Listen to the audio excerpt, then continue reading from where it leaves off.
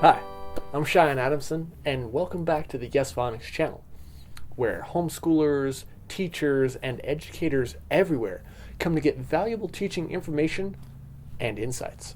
So today's topic is multisensory teaching. And now, spoiler alert, I apologize, this may offend some people, namely public school teachers. They don't necessarily have all the control that they want, and I am saying something that doesn't really, for lack of better words, jive in the public school sphere. But let's continue with the video. Most topics, especially if they're uncomfortable, must be discussed in order to make progress. So first off, I think it's pertinent to discuss what multisensory teaching actually is. When a multisensory approach of seeing, hearing, saying, and writing the phonograms and spelling words directly from dictation, then all students will learn whether they have a learning mode that is auditory, visual, or kinesthetic. The multisensory method has a synergistic effect of addressing the stronger learning mode while reinforcing the weakest. It's an effective model for beginning, remedial, and advanced students.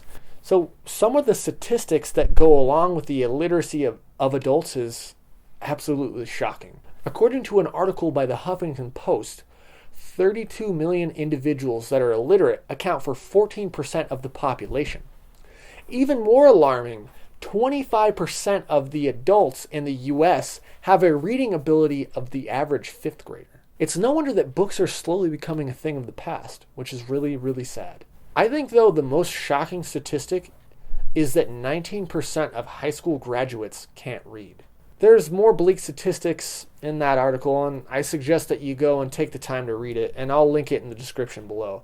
But it's an eye-opener for sure, but I'm not really here to talk about statistics today, though. I want to talk about a far greater problem. I want to talk about what happens to these individuals, namely kids, who never learn how to read effectively. And as the title of the article suggests, or I guess the title of this video suggests, reading ability and crime closely correlate. 2/3 of all children who don't learn how to read effectively by 4th grade end up in prison or on welfare. And the horror continues. 85% of all children who interact with the juvenile court system are functionally illiterate. Not to mention 60% of all prison inmates are functionally illiterate as well.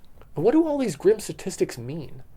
And more importantly, what can people actively do to avoid this grisly scenario happening to their children? And how can public schools combat illiteracy problems in a fundamental way? The solution is a hands-on reading approach to spelling, reading, and writing, which I'm sure you guys have heard me talk about in a lot of my other videos. It's a kinesthetic and explicit way of teaching phonics. And I certainly don't mean to beat a dead horse, because I know you guys have heard me talk about explicit phonics and multisensory learning, but this is really important to hit home on this topic, because we're talking about children who interact with juvenile court system, and 3/4 of them can't read. So that's why it's really important. As a matter of fact, people who want to research this further, or who want to teach remedial reading lessons, can access our mnemonic phonic technique, which you guys have heard me talk about in a previous video. They can access that for free right now on YouTube. And they can start teaching their children the sounds of English right now. What it is, it's really a unique learning tool, and it was designed by my grandma Pauline. And it helps students sound out the phonograms and the phonogram sound sequence. And I do fully believe, and I think research and science confirms my belief, that if public schools adopted our mnemonic phonic technique, much less a comprehensive phonics curriculum, a phonetic language arts curriculum, not only would they reverse the trend of illiteracy, and they'd see their students' test scores rise, which is a plus, a win-win, but they could help a vast majority of non-English speakers that are currently flooding the public school system. Now, I like to put all the caveats out there, front and center. Most children will benefit from multisensory phonics instruction.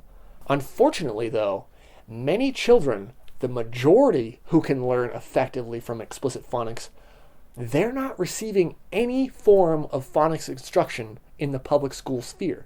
So it really hardly matters that a minority won't benefit from explicit phonics.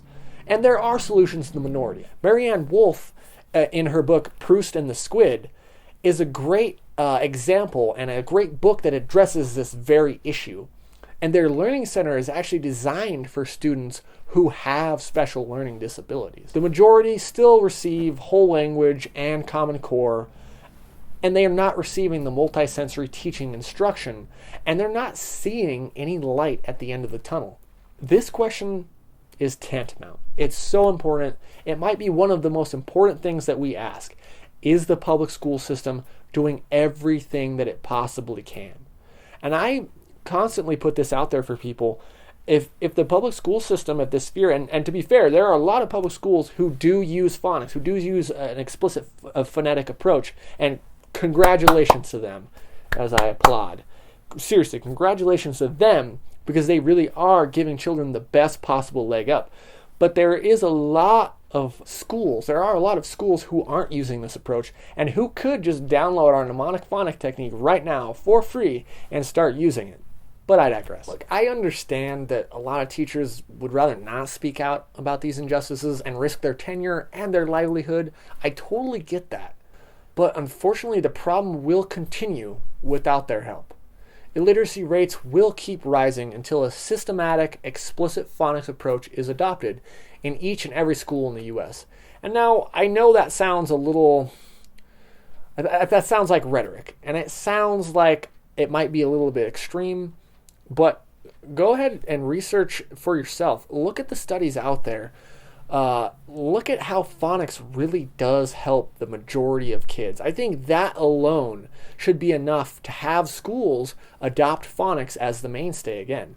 And I don't think it's rhetoric. I think it's something that is tried and true, and I think it's the science confirms and represents that. And if you feel that I'm wrong, please let me know, because I'd love to have a discussion. And so I always urge teachers to talk to their board of directors and their superintendents and bring them the research. Heck, bring them the mnemonic phonic technique. Right on your iPhone. Download it for free. Show them our mnemonic phonic technique with the illustrations and the captions.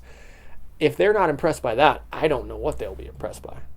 And I think if every teacher did this, I guarantee their students would be immeasurably more effective in their reading ability. You can quote me on that. Download our mnemonic phonic technique for free.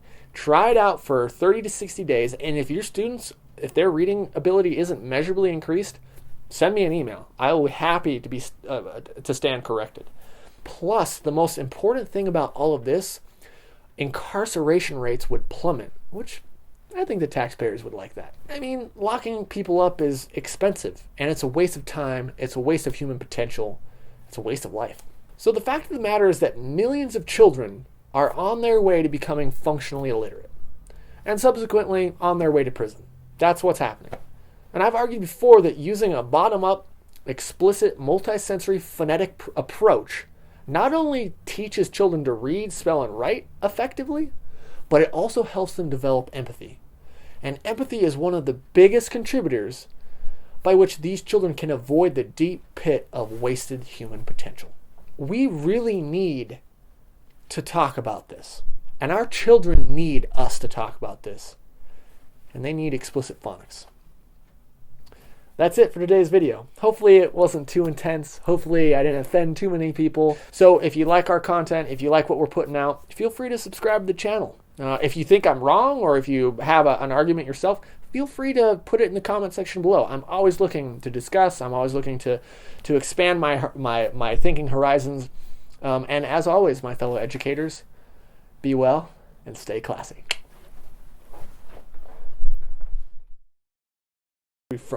Sorry. Let me just get it all out now.